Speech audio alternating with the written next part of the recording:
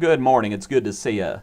Hope you had a good weekend. It is Old Testament Monday. Come on back to Genesis chapter 32. Let's talk about Jacob. The backdrop, or the context of chapter 32, Jacob is getting ready to meet Esau after being gone for years.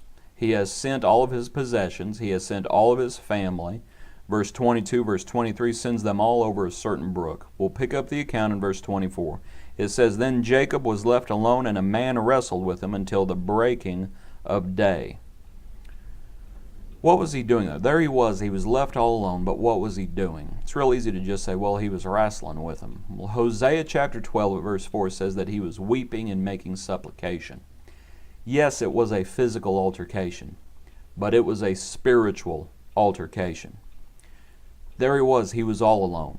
Think about what Jesus says. When you go into your room, you shut the door and you pray to your Father who is in the secret place. When Jacob was all alone, he went to his father in prayer. The next verse, verse 25. Now when he saw, that would be the Lord, now when he saw that he did not prevail against him, he touched the socket of his hip, and the socket of Jacob's hip was out of joint as he wrestled with him. The only reason I mention it's the Lord there is because Jacob later on says, I have seen God face to face, and my life is preserved. But there he was wrestling with, as verse 24 says, verse 25, a man. Let's ask this question, did he prevail by his own might?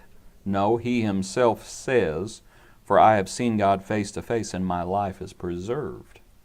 Right? The Lord, when he touched Jacob's hip and puts his hip out of joint, he could have ended that altercation anytime he wanted to.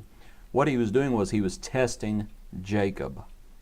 And as he would put his hip out of socket, as Jacob would go to meet Esau, how is Jacob going to meet him? For one thing, he was going to meet him as Israel, but also he was going to limp to that meeting. He was going to learn the same lesson that Paul learned. In weakness, there is strength. Verse 26, it says, And he said, Let me go, for day breaks. But he said, I will not let you go unless you bless me. He had been blessed before, but how had he obtained those blessings? Jacob, right? The Lord says, what's your name? Jacob. How had he obtained those blessings? Surreptitiously. He had obtained those blessings deceitfully. This blessing that he's obtaining, it's going to be by faith and by grace, right? He would not let him go, even though the man says, let me go, for day breaks. He would not let him go until he obtained that blessing. Think about Esau. How quickly did Esau turn loose of his blessing? It was just over a bowl of stew.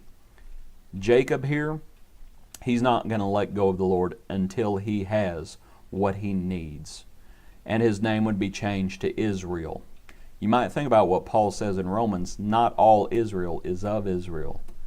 Jacob is faithful now. He is faithful and he is Israel.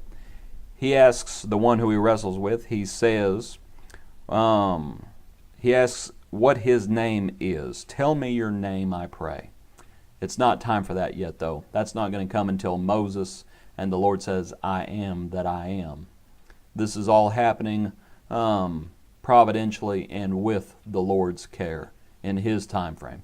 Hope you enjoyed this study today. God bless you. Be a blessing to others. We'll see you in the morning.